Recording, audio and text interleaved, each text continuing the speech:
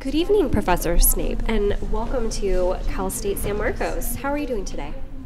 Very well, thank you. Great. How do you feel about talking to the students at Cal State San Marcos this evening? It's not often that I get a chance to talk to students in the Muggle world, so I'm clearly very excited. Great. What do you think about our campus in Southern California? Is this your first time in Southern California? This is my first time on any of the state universities in California. I've been in California itself a couple of times prior to this. The campus is lovely. The weather's been actually quite nice. The roads are very dry. Yes, they are. And I hear on your way down to campus you made a pit stop. Would you like to tell us about that at all? They were having a Harry Potter day at Disneyland, so I went with a few friends, and as they were going about doing their scavenger hunt and interactive Harry Potter day event, I spent the day with Arthur Weasley. How did it go? He rode the merry-go-round three times. Oh, was that your idea, or how did you feel about? Was that your favorite ride? What was my favorite ride? My favorite ride was Space Mountain. Yeah. It was my idea to ride the merry-go-round. Oh, okay. Well, getting a little inside look here. Well, we don't have any classes on magic here at Cal State. Do you have any suggestions for our curriculum? Well, I believe you have mathematics courses, which are, I think, close to arithmetic. And as far as I can gather, any Muggle course that I've seen on politics is all about legitimacy and occupancy. So I think you've got courses that skirt. Truth be told, you can't teach magic to non-magic people. Right, so it's just a lost cause. There are several wizards and witches that are hidden in your society, so they can learn. Oh, okay. And you have a very good Harry Potter course, I hear. Very true, yeah. That's probably as close as we can get in the Muggle world. Speaking of Muggles, do you think that Muggles and magical folks should intermingle more often? And if so, in what ways? I think it's impossible to keep them from intermingling. I think historically speaking, they've always been intermingled. To try to eradicate, as the purebloods tried to do, and it's a great detriment to both the Wizarding world and the Muggle world. I think we need each to survive. Very true. Do you feel that you were misunderstood? Obviously. Thought that might be the answer. Tell us about your love of Lily Evans. What do you think? Why do you think she married James Potter rather than you?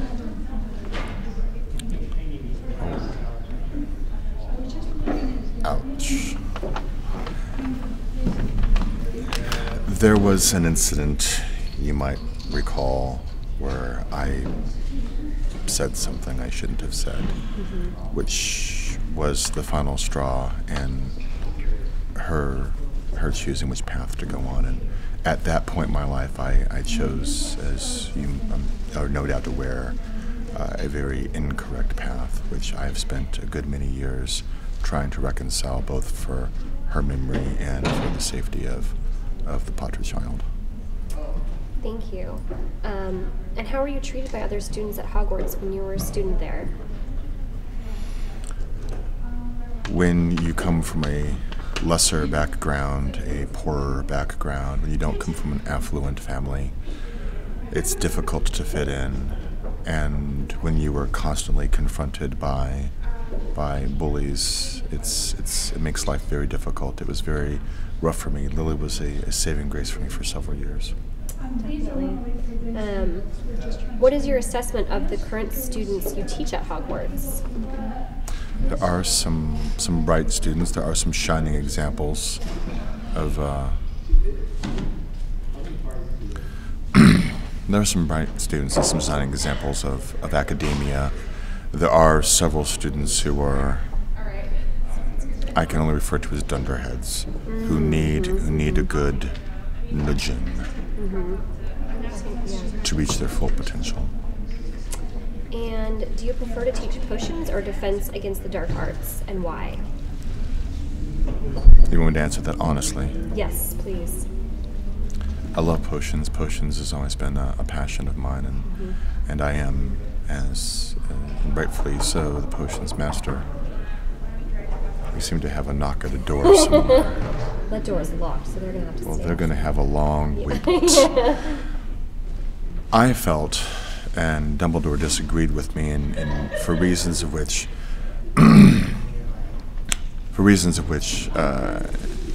I think were obvious. He was afraid that I would backslide. I felt that my talents would be most well suited for Defense Against the Dark Arts.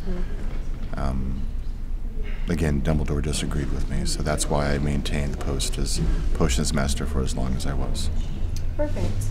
And what do you think about the sorting hat ritual as a way to place incoming students into houses? The sorting hat has a particular knack for ascertaining a person's capabilities, a person's attributes, and sort of the moral compass, if you will. The sorting hat is near as infallible as any other magical item I've ever come across. It does allow one's personal opinions to be taken into consideration. So if the hat feels that you are largely attributed to, say, Hufflepuff or Ravenclaw, but you truly yearn to be in Slytherin, it will take that into account. I think it's very accurate. Good. And what do you think that the Harry Potter novels can teach young readers? There are many, many lessons to be learned, not the least of which are not to base your opinion on someone's outward appearance or first impressions. In my personal story, a person is never defined by a moment. Anybody can fall short in a moment. Anybody can make a grave mistake in a moment. But it's not that moment that defines your life. It's the entirety of your life that defines it. And I think that is probably one of the greater lessons that can be. Certainly. And what is your favorite potion and why?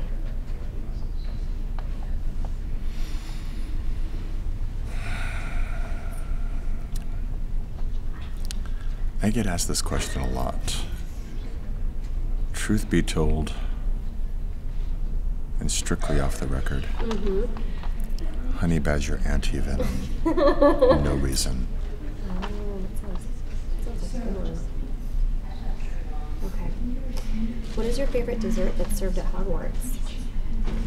I'm not much of a dessert eater, but I do rather like the pumpkin juice. Sounds good. Very seasonal, appropriate for this time. What is the funniest thing that has ever happened to you while you were performing?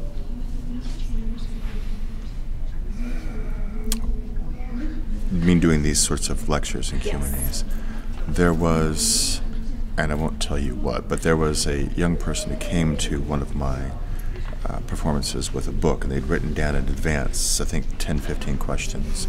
And at some point I realized they're reading from a book, so I went to them in the audience and I took the book and I sat down and I started answering the questions without reading the questions. Number 1, Latvia. Number 2, 42. Number 3, Bob Geldof. Number 4, Galaxy Quest. And I sort of just going down this sort of list, and then I got to a question, we'll just say number 9. And I read number 9, I went, no, but I've thought about it. And I kept going, and then the entire audience was very intrigued as to what number 9 was. When I handed the book back to the student and the camera panned to follow me, the student started laughing and ran out of the room with the book in hand so that people couldn't track them down to find out what number 9 was. Uh-oh. Will you tell us what that question was? Can you keep a secret? Yes, this is off the record completely. So can I.